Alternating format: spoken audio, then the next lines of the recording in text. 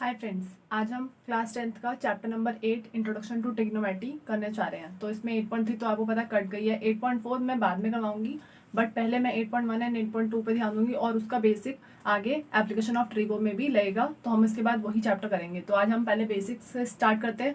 जब आपको अभी तक आपने कभी ट्रिगोनोमेट्री सिर्फ नाम सुना है ट्रिगो का, कभी ट्रिग्नोमेट्री का यूज़ नहीं करा, तो आज हम पहले उसके बेसिक पहले देख लेते हैं क्या क्या चीज़ें होती हैं।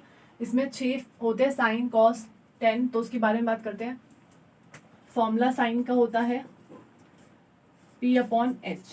तो P क्या है, अगर मैंने ये ले लिया ट्राइंगल, ठीक है, और यहाँ A है, ये B है, ये C है, ठीक है, तो अब साइन वही परपेंडिकुलर आपको पता है ये होता है, ये बेस होता है और ये आपका हाइपोटेन्यूज होता है। और आपको पता है पाइथागोरस थ्योरम की हेल्प से अगर आपको इनमें से कुछ भी निकालना है तो आप with the help of Pythagoras theorem H equal to under root P का स्क्वायर प्लस B का स्क्वायर, और अगर B निकालना है या P निकालना है तो आपको H का स्क्वायर यहाँ तो यही रहेगा माइनस यहाँ पर या तो P का आ जाएगा या B का, जो भी मिसिंग होगा। B का निकाल लो तो यहाँ P आएगा, अगर P का निकाल लो तो यहाँ पर B आएगा, ठीक है। तो ये पाइथागोरस एप्लीकेशन है, बट यहाँ ध्यान रखना, पहले तो मैं अभी आपको फॉर्मूला बताती हूँ।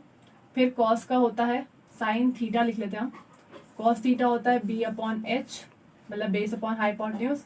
टेन थीटा होता है P अपॉन B, मतलब परपेंडिकुलर अपॉन बेस। साइन का ऑपोजिट होता है कोसेक, मतलब H अपॉन P। इसका होता है sec theta, H upon B। And tan का होता है cot theta, B upon P। ये 6 हैं जो आपको अप्लाई करने हैं।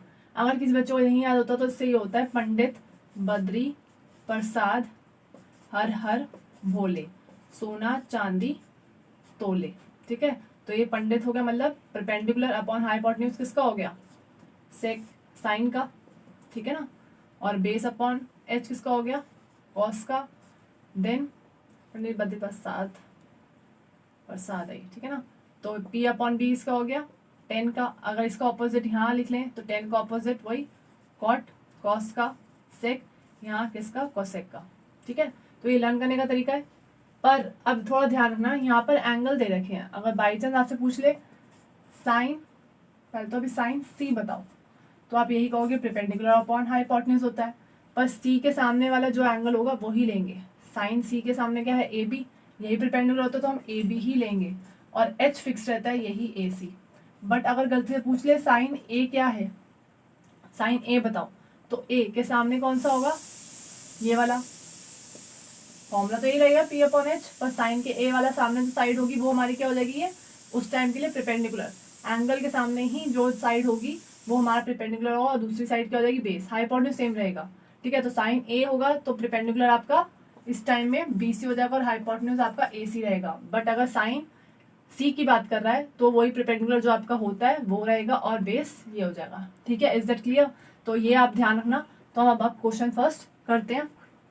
अब क्वेश्चन 1 हम देखते हैं। उसने बोला ABC राइट ट्राइंगल है किस पे, B पर, तो यहाँ पर हमें B सेटअप करना ही पड़ेगा। अब आपको AC कहाँ करना है, आपकी मर्जी है, आप A यहाँ रख लो, C यहाँ रख लो। आपके पास AB दे रखा है, मतलब ये दे रखा है कितना 24, BC आपके पास बेस मतलब दे रखा है 7। तो आपको क्या निकालना पड़ेगा, हाइपोटेन्यूज मतलब नहीं है, तो वही पाइथागोरस जो मैंने अभी बताया था उसका यूज करना है, और आपको हाइपोटेन्यूज फाइंड आउट करना है। 24 का स्क्वायर और 7 का स्क्वायर, ठीक है। इसका हो गया 49, इसका होगा 576 है आई थिंक। 24, 4 4 16, 9 2 4 8 4 576। देन ऐड करेंगे 49, इसमें ऐड कितना आ गया, और सबको पता है 625 किसका होता है, 25 का, तो ये हमारे पास आ गया 25। अब फर्स्ट पार्ट मैं आपको बताती हूँ एक बार कि साइन ए लिखा है, ए है तो मैंने क्या कहा था, पहले तो फॉर्मूला ले देंगे P अपॉन एच। ए क्या होगा, ये सामने वाला मतलब 7 हो जाएगा, और एच तो वही रहेगा 25। कॉस ए की बात कर रहे हैं तो B ओवर एच, तो कॉस ए अगर ये परपेंडिकुलर है तो ऑब्वियस बात है बेस ही होगा 24 अपॉन 25। तो आपको सिर्फ एंगल ध्यान रखना है, ए होगा तो परपेंडिकुलर ये होगा, सी होगा तो परपेंडिकुलर यही होगा, तो नेक्स्ट वाला तो वैसे ही बेस होगा, ठीक है ना। तो इसके आगे क्वेश्चन और देख लेते हैं। तो हम देखते हैं क्वेश्चन नंबर 2 में 10p cot r। तो पहले तो हमें देखना चाहिए 10p, 10 की वैल्यू क्या होती है, P अपॉन B। तो हमारे पास P तो है बट B नहीं है, ठीक है। तो देखेंगे P में, अब हम क्या, तो P नहीं है, बेस परपेंडिकुलर नहीं है, ये वाला P नहीं परपेंडिकुलर नहीं है, तो हम इसको फाइंड आउट करेंगे। तो आपको पता है मैंने कहा था कि अगर ये गायब हो इनमें से कोई भी बेस या परपेंडिकुलर तो आपको फॉर्मूला लगाना है। बस परपेंडिकुलर है पर बेस नहीं है, तो हम फॉर्मूला लगा देते हैं identity, H square minus B square under root में, ठीक है। एच क्या है 13 का स्क्वायर माइनस 12 का स्क्वायर, ये कितना हुआ 169 माइनस 144, कितना आया 25। 25 किसका होता है 5 का, तो मेरे पास बेस आ गया 5। अब 10p के लिए क्या करेंगे, ये है तो ये क्या हो गया परपेंडिकुलर नहीं होगा, ये परपेंडिकुलर हुआ, ये क्या होगा बेस, तो परपेंडिकुलर 5 और ये 12। ऐसे ही कॉट r है, और कॉट r में मुझे क्या चाहिए b अपॉन p, तो b क्या होगा कॉट r में p ये होगा, तो बेस भी 5 और ये 12, और हमें को क्या कहा था 10p माइनस कॉट r, तो दोनों ही 5.12 है, तो ये कैंसिल हो जाएंगे, आंसर क्या आएगा 0, ठीक है। अब क्वेश्चन नंबर 3 आप 4 की तरह कर लोगे, बट क्वेश्चन 4 में बस यहाँ 15 दे रखा है, तो बच्चे सोचते हैं कि क्या करना पड़ेगा इसको, तो कॉट ए यहीं पर आएगा, ये यहाँ पर मल्टीप्लाई हो रहा है तो दूसरी जगह जाकर क्या हो जाएगा डिवाइड हो जाएगा। तो 3rd और 5th क्वेश्चन सेम है, तो इसलिए मैंने 4th चूज करा है क्योंकि ये यहाँ पर है। तो आप एक बार आपको ये समझा दूंगी, ये ऐसे हो जाएगा। देन कॉट ए की वैल्यू क्या होती है, अभी हमने लिखी है b अपॉन पी होती है, तो मतलब आपको बेस और परपेंडिकुलर आपको दे रखा है, तो आपको क्या निकालना है हाइपोटेन्यूज। इस चीज के टाइम के लिए ना जब ए दे रखा है सिमिलर सब में, तो आपको फिगर बनाने की इतनी वो नहीं होनी चाहिए, बट आपको जब ऐसे दे रखा पी आर अलग अलग अल्फाबेट के, तो आपको फिगर बनाना जरूरी है, क्योंकि आप तभी सामने देखते हो कि सामने कौन सा वाला आ रहा है, तो वही परपेंडिकुलर होगा। अब एच निकालने के लिए वही पी का स्क्वायर प्लस बी का स्क्वायर। पी का स्क्वायर क्या है हमारे पास 15 का स्क्वायर प्लस 8 का स्क्वायर। 15 का क्या होता है 225, 8 का होता है 64, दोनों को ऐड करा कितना हुआ 289, ये किसका होता है 17 का, ठीक है। तो अब मुझे क्या निकालना है साइन ए, तो सिंपली साइन ए निकाल लो पी ओवर एच। पी की वैल्यू मुझे पता था 15, एच की वैल्यू मेरे पास 17 आ गई। देन सेक ए की वैल्यू क्या होती है एच ओवर बी, ठीक है ना। तो एच कितना था मेरे पास 17 और बी की वैल्यू क्या थी, बी की वैल्यू 8, ठीक है। तो ये क्वेश्चन यहीं पर हो गया।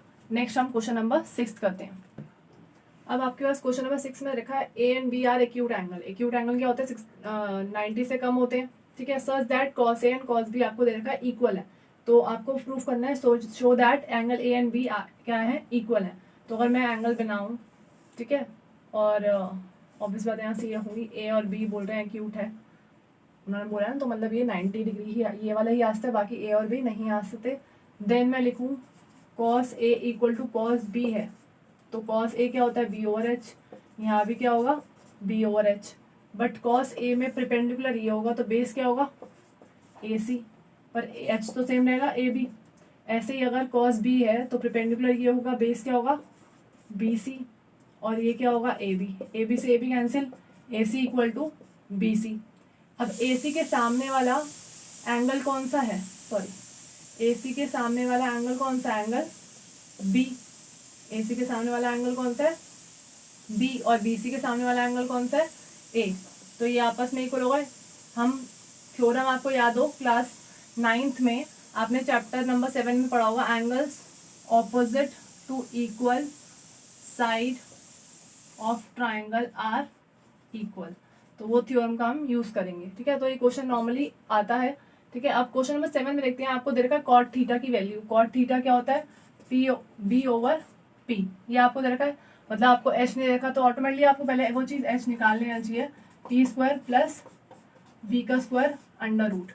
पी का स्क्वायर क्या है 8 का स्क्वायर प्लस 7 का स्क्वायर अंडर रूट, कितना आया 64 प्लस 49, कितना हो गया 3 और 6 और 4 113। अब 113 किसी का नहीं होता तो आप ये मत सोचना कि नहीं करेंगे, ये एज इट इज रहेगा, ठीक है।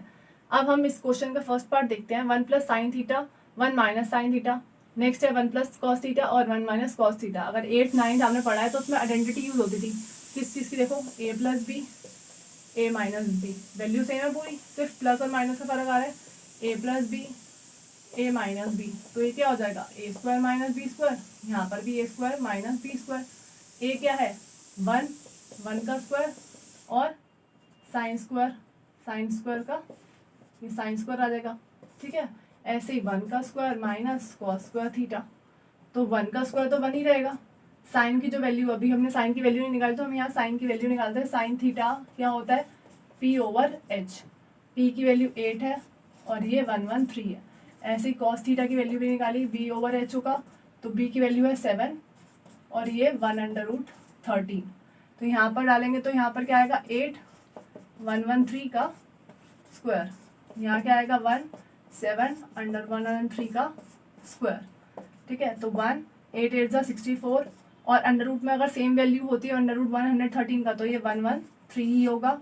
149 113, अब 113 का एलसीएम ले तो 113 माइनस 64 113, देन 113 माइनस 49 113, इससे ये कैंसिल करा, ये आ जाएगा 49/64, ठीक है। आप इसका नेक्स्ट पार्ट खुद करना। कॉट स्क्वायर है तो मतलब इसी का स्क्वायर करना है। 7 का स्क्वायर वही 49 और 8 8 जा 64। तो हम क्वेश्चन नंबर 8 को देख लेते हैं। क्वेश्चन नंबर 8 को देखते हैं। हमें दे रखा है वही चीज़ जैसे हमने पहले बताया था, cot A equal to 3 cot A upon यहाँ 4 होगा यार, तो 3 कॉट ए इक्वल टू 4 है, तो मैंने ये बताया था, तो ये नीचे क्या हो जाएगा, डिवाइड हो जाएगा। कॉट की वैल्यू क्या होती है, p/b, तो मतलब मैं h निकाल लूँ बिकॉज यहाँ साइन की बात आ ही रही है, और ना भी आ रही एक बार अपनी तरफ से निकाल लेना, जरूरत तो पड़ती है। तो हम निकालेंगे p का स्क्वायर प्लस b का स्क्वायर अंडर रूट, p की वैल्यू क्या है 4 का स्क्वायर प्लस 3 का square under root 16 plus 9 25 equal to 5, ठीक है। तो ये आ गया 5। अब हमें ये लेके चलना है, उसने कहा ये आपकी टर्म है और आपको इसके इक्वल करना है। तो साइन का अगर चाहिए मेरे को 10, तो वैसे भी इसका ऑपोजिट होगा, निकाल लेते हैं फिर भी 10 का। साइन क्या होता है p/h, p की वैल्यू 4 थी, h की वैल्यू 5, फिर कॉस a की वैल्यू b/h, b की वैल्यू 3 थी, इसकी 5, 10 की वैल्यू क्या थी p/b होती है, p की वैल्यू कितनी है 4 और b की वैल्यू 3, ठीक है। तो ये मैंने सारी वैल्यूज पहले निकाल ली। अब मैं पुट करती हूँ। पहले लेफ्ट हैंड साइड लेते हैं, तो चाहे दोनों इकट्ठे ले लो, कोई प्रॉब्लम नहीं है, मैं दोनों इकट्ठे लेके चल लेती हूँ। आपको दिक्कत हो तो आप पहले left hand side then right hand side ले लेना। तो 1 माइनस 10 स्क्वायर है, 10 की वैल्यू क्या है 4/3 का स्क्वायर, फिर 1 प्लस 4/3 का स्क्वायर, कॉस की वैल्यू क्या है 3/5 का स्क्वायर और 4/5 का स्क्वायर। यहाँ पर 4 4 16, 3 3 9, 4 4 16, 3 3 9, एलसीएम लिया 9 माइनस 16, ठीक है। 9 माइनस 16, एक मिनट ना, 10 की वैल्यू 4, तो यहाँ थोड़ा बेस और परपेंडिकुलर की वैल्यू गलत लिख दी थी, ध्यान से रखना, ठीक है। तो यहाँ पर वैल्यू आपको सही करनी पड़ेगी। 10 की वैल्यू क्या होगी 3/4 है, मैंने कॉट की लिख दी थी यहाँ पर 3/4, ठीक है। कॉस की सही है 3/5 और इसकी 4/5 सही है। देन अब यहाँ पर थोड़ा हटाना पड़ेगा। कैसे पता चला, क्योंकि नेगेटिव होती ना 4 4 16 वहाँ आता तो ये लग रहा था 9 माइनस 16 कैसे होगा, इसलिए, ठीक है। अब ये सही करते हैं, ये भी हो गया 9/16, ठीक है। तो 16 माइनस 9/16, 16 प्लस 9/16, 16 से 16 कैंसिल करा, कितना आएगा 16 माइनस 9 7, और ये प्लस करा 16 प्लस 9 25। देन इस साइड को अगर खोलें तो 9 25, 16 25 और 9 और 16, यहाँ पर भी ये चीज़ कर लेना। 4 पहले आएगा साइन का, मैंने उसका पहले लिख दिया, उसका बाद में लिख दिया, तो ये 3/5, ठीक है। तो 16/25 और 9/25, तो कितना हुआ 7/25। तो LHS लिखेंगे इक्वल टू RHS, ठीक है ना। तो आज के लिए सिर्फ इतना ही, और करेक्शन से वैल्यू सही डालना, ठीक है ना। तो ये है आपका है ट्रिगो का स्टार्टिंग बेसिक, ठीक है। कोई प्रॉब्लम हो तो बताना। अगर आपको ये वीडियो पसंद आए तो प्लीज़ लाइक करें, शेयर करें, सब्सक्राइब करें और बेल आइकन को दबाना मत भूलें। Thank you.